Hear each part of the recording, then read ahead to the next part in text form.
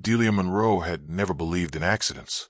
But that morning, as she lay sprawled in the dust with her skirts tangled and her bread loaf crushed beneath her, she wondered if God had a funny way of getting her attention. The sun had barely risen over Dry Creek when Delia hurried down the church steps, her arms wrapped around a warm loaf of bread. Mrs. Wilkins, the sick widow down the road, needed it before the children arrived for school. Delia's boots tapped against the wooden planks, her mind already racing through the day's lessons. She didn't see the saddlebag until her toe caught on the leather strap. Then the ground rushed up to meet her. She landed hard, her palms scraping against the rough dirt.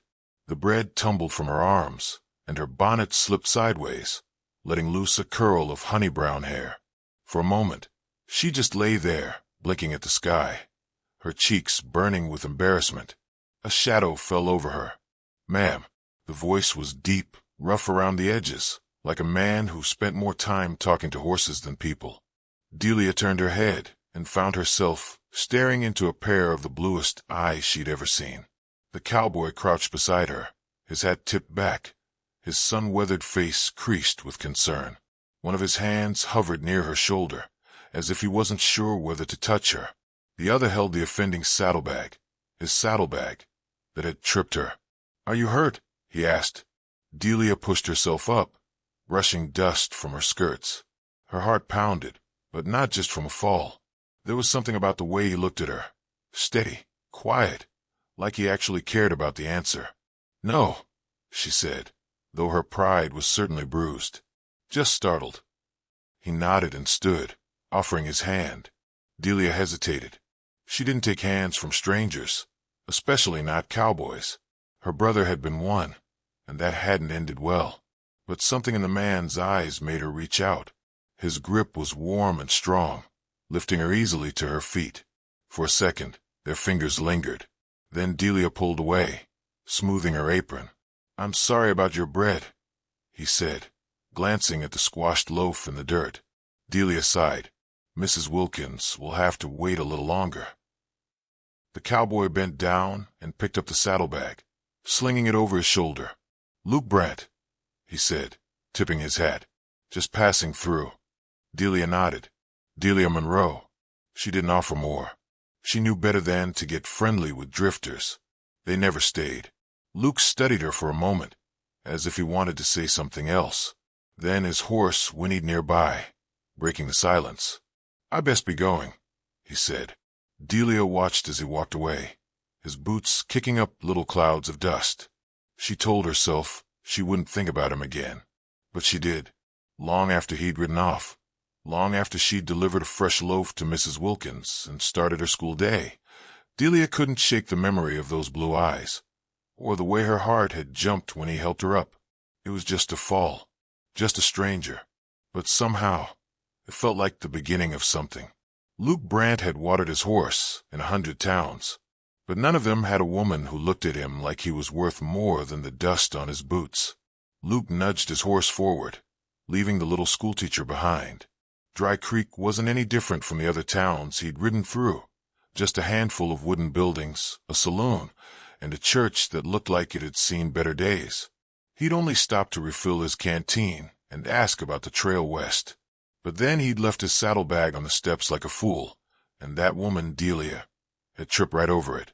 He couldn't forget the way she'd looked up at him, her eyes wide and startled, like a deer caught in lantern light. Most folks either ignored drifters like him or eyed them with suspicion. But she hadn't. Even when she was flustered, there had been kindness in her voice. Luke shook his head. It didn't matter. He wasn't staying. He guided his horse toward the edge of town, where a narrow creek cut through the land. The water was low, barely more than a trickle, but it would do. He dismounted, letting his horse drink while he checked his gear. That's when he noticed it, the broken stirrup. The leather strap had frayed nearly in half. He cursed under his breath. He couldn't ride far like this. A man fixing a fence nearby glanced up. "Trouble?" Luke nodded. "Stirrup's about to give out. You know where I can get this fixed." The man rubbed his chin. "Old Sam at the livery can patch it up, but it'll take a day or two." Luke frowned. He didn't have a day or two to spare. but riding without a proper stirrup was asking for trouble. "Much obliged," he muttered, leading his horse back toward town. As he walked, his thoughts drifted back to Delia. He wondered what a woman like her was doing in a place like this. She had the look of someone who belonged in a fine house with books and lace curtains, not a dusty frontier town. But then again, maybe he was just imagining things. Maybe she was like every other woman he'd met, too smart to trust a man with no roots. Delia taught her students to spell words like hope and faith, but when the storm came, she realized she'd forgotten how to believe in them herself. The schoolhouse was quiet except for the scratch of slates and the occasional whisper. Delia moved between the rows of desks, correcting letters and gently guiding small hands. "Remember, Tommy," she said softly, pointing to his slate. "The E at the end makes the essay its name. Leg, not lack." The boy nodded, scrubbing out his mistake with his sleeve. Delia smiled, but her mind wasn't fully on her work. She kept thinking about the cowboy Luke. She hadn't seen him since that morning, but something about him had stuck with her. Maybe it was the way he'd looked at her, not with pity or impatience, but like she mattered. A rumble of thunder shook her thoughts. The children looked up, their eyes wide. Delia moved to the window. Dark clouds rolled in, swallowing the blue sky. "It's just a storm," she said, keeping her voice calm. "We'll stay inside until it passes." But the storm didn't pass.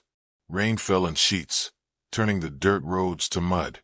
By the time the last bell rang, the creek near the school was rising fast. Delia handed out worn-out umbrellas and warned the children to go straight home. Most of them hurried off, splashing through puddles.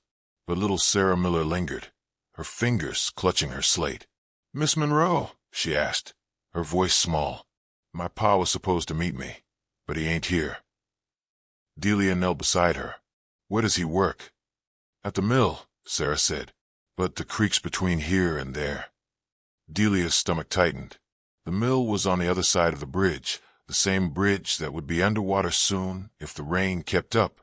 "Come with me," she said, taking Sarah's hand. "We'll find him." They stepped outside, the rain soaking through Delia's shawl in seconds. The town was in chaos, men shouting, wagons struggling through the mud. Delia scanned the crowd, searching for Sarah's father. Then she saw him.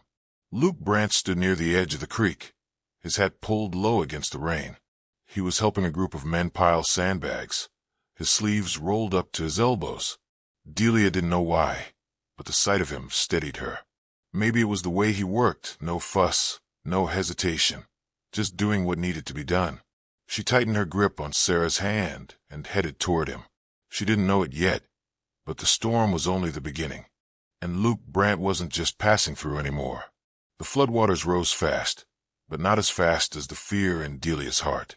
When the wagon carrying little Sarah slipped into the raging creek, she realized some prayers are answered in ways we never expect. Delia's boots sank into the mud as she hurried toward the creek. Sarah's small hand clutched tightly in hers. The rain pounded down, turning the dirt path into a slippery mess. Up ahead, men shouted as they stacked sandbags, their voices barely audible over the roar of the rising water.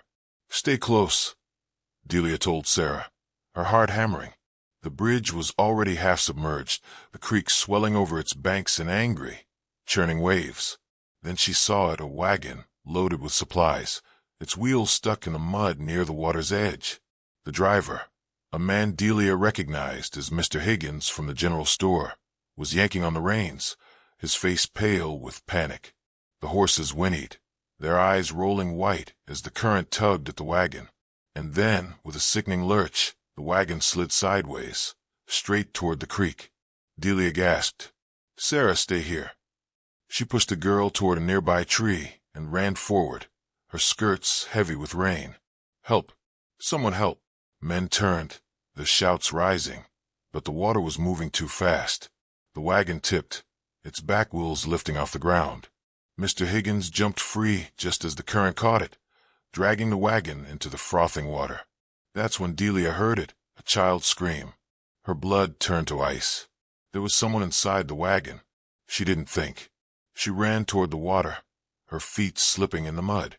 But before she could take another step, A strong arm hooked around her waist, yanking her back. "Don't." Luke's voice was rough in her ear. He let go of her just as quickly, already shrugging out of his duster. "That current'll take you under in seconds." Delia grabbed his arm. "There's a child in that wagon." His jaw tightened. Then, without another word, he turned and ran straight into the water. The creek swallowed him up to his waist in an instant, the force of it nearly knocking him off his feet. But Luke fought forward, his muscles straining against the current. The wagon was already being swept downstream, bobbing like a toy in the churning water. Delia's hands flew to her mouth. She couldn't breathe. Then a flash of movement. Luke lunged, grabbing the side of the wagon just as it tipped sideways. For a terrible moment, Delia thought he'd be pulled under. But he held on. His body braced against the current as he wrenched the canvas cover open. A small, terrified face peered out. Billy Carter, one of her students. Luke hauled the boy into his arms, shielding him from the water as he fought his way back to shore. The current dragged at them, threatening to pull them under, but Luke staggered forward, step by painful step. When he finally stumbled onto solid ground, the townspeople surged forward, pulling Billy from his arms. The boy was coughing, his face streaked with mud and tears, but alive. Luke swayed on his feet, his chest heaving. Delia didn't realize she was running until she crashed into him, her hands gripping his soaked shirt. "You could have drowned." The words tore out of her, raw and shaking. Luke looked down at her, rainwater dripping from his hair. "But I didn't." And in that moment, Delia saw something in his eyes, something that made her wonder if this wasn't just chance. If maybe, just maybe, God had brought this wandering cowboy to Dry Creek for a reason. Luke had slept under 1,000 stars, but none of them ever felt like home. Until now. The storm passed, leaving behind a world washed clean. Sunlight glittered on puddles, and the air smelled of wet earth and fresh beginnings. The town buzzed with talk of the flood, and of the cowboy who'd risked his life to save Billy Carter. Delia heard the whispers as she walked through town. Hero, brave, a good man. But when she found Luke later that evening, sitting alone on the porch of the boarding house, he didn't look like a man who wanted praise. He looked tired and sad.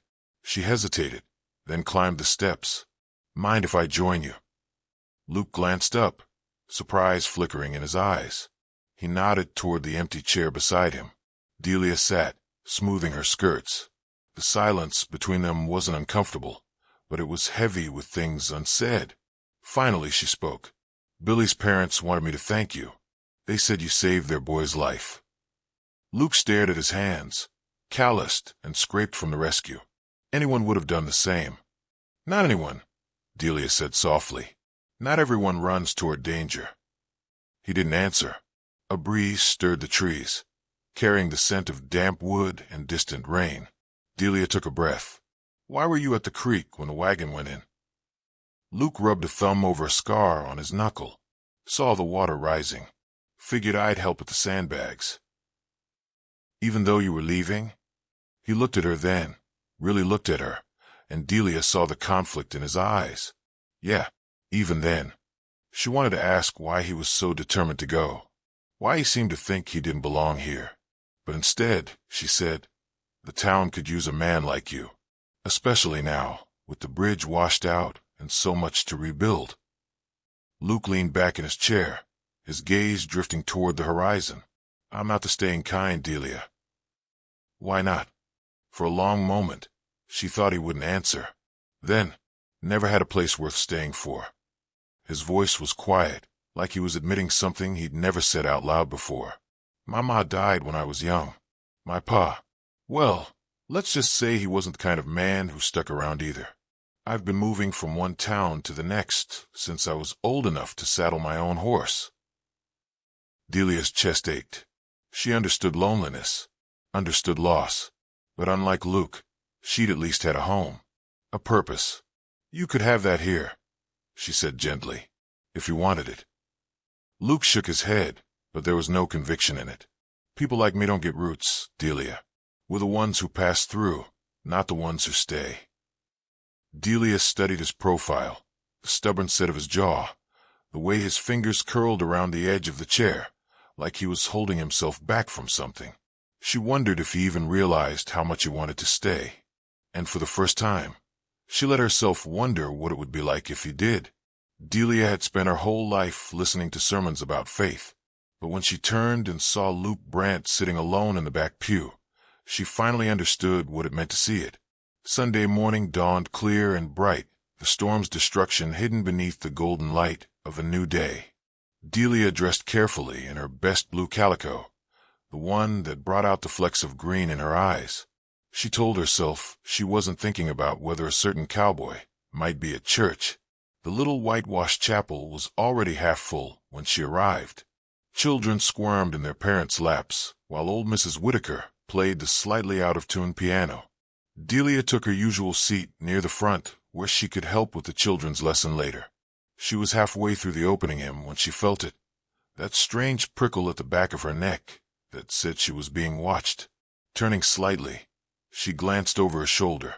There, in the very last pew, hat in his lap and back straight as a fence post, sat Luke. Delia nearly missed the next note of the hymn. He looked uncomfortable, like a man who'd rather be anywhere else, yet he'd come anyway. His Sunday shirt was clean but wrinkled, as if it had been folded away for a long time. When his eyes met hers, something warm fluttered in her chest. Reverend Matthews chose that morning to preach about Jonah, about running from where God called you. Delia tried to focus, but her attention kept drifting to the back of the church. After the service, the congregation spilled out into the sunshine. Delia helped gather the children for their Sunday lesson under the big oak tree, her hands busy passing out slates and chalk. When she looked up, Luke was still there, lingering near the church steps as folks greeted him. Miss Monroe. Little Sarah Miller tugged at her sleeve. Who's that man? Delia followed Sarah's gaze to Luke. That's Mr. Brandt. He's the one who saved Billy from the flood. Sarah's eyes went round. Is he an angel? Delia couldn't help but smile. No, sweetheart. Just a good man. When the children were settled with their lesson, Delia made her way to where Luke stood awkwardly by the church doors. I didn't take you for the church-going type, she said lightly. Luke rotated his hat in his hands. Figured I owed some thanks. For, he nodded toward where Billy Carter sat with the other children, laughing as he drew on his slate. For that. Delia studied his face, the way the sunlight caught the gold in his stubble, the quiet intensity in his eyes. You could stay for the potluck, she offered. Mrs. Wilkins made her famous peach pie. Luke glanced at the tables being set up under the trees, then at the road leading out of town. For a moment, Delia thought he might say no. Then he gave a small nod. Reckon I could eat. As they walked toward the gathering together, Delia noticed how folks smiled at Luke now, how men clapped him on the back, and women pressed extra helpings on him. He belonged here, whether he knew it yet or not. And for the first time since her brother died, Delia let herself imagine what it might be like to not be alone. The quilt had lain folded in Delia's trunk for 2 years, its unfinished edges holding all the words she couldn't say about her brother's death, until the day she spread it out and let a cowboy's rough hands help mend what she couldn't. The days after the flood settled into a rhythm. Luke stayed on at the boarding house, helping rebuild the damaged bridge during the day. In the evenings, he often found himself on Delia's porch, sharing coffee and watching the fireflies dance in the gathering dark. Tonight was different. When Luke arrived, Delia had the porch table covered with fabric scraps and a large quilt frame set up. "What's all this?" he asked, running a finger over a square of blue calico. Delia smoothed the half-finished quilt with hands that trembled just slightly. "I started this after my brother died. Never could bring myself to finish it." Luke studied the intricate pattern, stars and squares and blues and browns, one corner left incomplete. "You're good at this. It was our mother's pattern." Delia's voice softened. "James always said he wanted one for his first home." She swallowed hard. He never got that home. Luke was quiet for a long moment. Then he pulled out a chair. "Show me how to help." Delia blinked. "You want to sew?" "I can't promise pretty stitches." he said with a half-smile that made her stomach flip. "But I can cut straight lines." So she taught him, showed him how to measure the fabric against the cardboard templates, how to align the scissors just so. His big hands were surprisingly careful as he worked, the concentration on his face almost comical. As they worked, Delia found herself talking about James, how he'd been her only family after their parents died, how he'd loved to laugh and tell terrible jokes, how he'd gotten mixed up with the wrong crowd in his last year. "He was at that saloon because of me," she whispered, fingers tightening around a scrap of fabric. "We'd argued that morning. I told him he was wasting his life." Luke's hand covered hers, warm and steady. "You weren't wrong to say it. But I wish." "I know." His thumb brushed over her knuckles. Regret's a heavy thing to carry alone. In the lamplight, with the cicadas singing in the trees, Delia realized she'd never told anyone about that last fight with James. The words had been locked away with the unfinished quilt. But tonight, with Luke's quiet presence beside her, the weight felt lighter somehow. They worked late into the evening, until the last square was cut and the quilt top was finally complete. Delia held it up, the lamplight shining through the fabric. "It's beautiful," Luke said softly. Delia looked at him, really looked at him, at the sawdust still clinging to his shirt from the day's work, at the careful way he'd handled each piece of fabric, at the understanding in his eyes that needed no words. "Thank you," she said, and meant it for more than just the quilt. Luke reached out, tucking a loose strand of hair behind her ear. His hand lingered near her cheek, not quite touching. "You're welcome, Delia." And in that moment, with the quilt finally whole between them, Delia wondered if maybe hearts could be mended too. The morning sun painted golden stripes across Delia's kitchen floor when she found the note. One line scribbled in haste, and suddenly all the words they'd never said to each other screamed louder than anything written on that page. Delia hummed as she entered the kitchen, the scent of yesterday's baking still clinging to the warm air. She reached for the jar of peach preserves on the shelf, the last of her summer canning, when she saw it. A folded slip of paper tucked beneath the jar, the edges uneven where it had been torn from some larger sheet. Her fingers trembled as she opened it. "Don't wait for me." Just 3 words. No signature. But she knew. The jar slipped from her hands, shattering on the floorboards. Sticky peach syrup oozed between the cracks like liquid amber, but Delia couldn't move, couldn't breathe. She ran then out the door, down the path to the boarding house, her bare feet slapping against the damp earth. Mrs. Peabody stood in the doorway, wringing her apron. "He left at first light," the woman said before Delia could ask. "Paid his bill in full and took that big bay of his west toward the mountains." Delia's knees threatened to buckle. Did he say why? The older woman's eyes softened. "Just that some men aren't meant to stay put." Back home, Delia moved through her chores like a sleepwalker. She swept up the broken glass, mopped the sticky floor, fed the chickens though they'd already been fed. Anything to keep from thinking about that empty space in her chest where hope had been. It wasn't until evening that she noticed the quilt. Spread across her bed, perfectly centered, was the finished quilt, every last stitch completed, the binding sewn with tiny, even stitches that could only have been done by hand, by his hands, in the dead of night while she slept. Delia buried her face in the fabric and inhaled the faint scent of leather and sage that still clung to it. That's when the tears came, great heaving sobs that shook her whole body. She cried for James, for Luke, for all the people who walked out of her life and took pieces of her heart with them. Outside, whippoorwill called, its mournful song echoing through the valley. Delia wiped her face and walked to the window. Somewhere out there, under that same moon, Luke Brandt was riding further away with every passing second. She touched the glass, cool against her fingertips. "You coward," she whispered to the night. But the words held no heat, only grief.